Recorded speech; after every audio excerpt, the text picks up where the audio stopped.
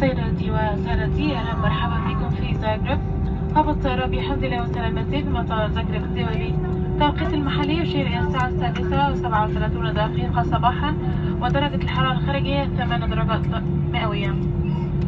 سلامتكم، رجاء من حرارتكم بقاء ترتيب في مقاعدكم إلى أن تتوقف الطائرة نهائيا وتطفى إشارة ربط احتياطي المقاعد.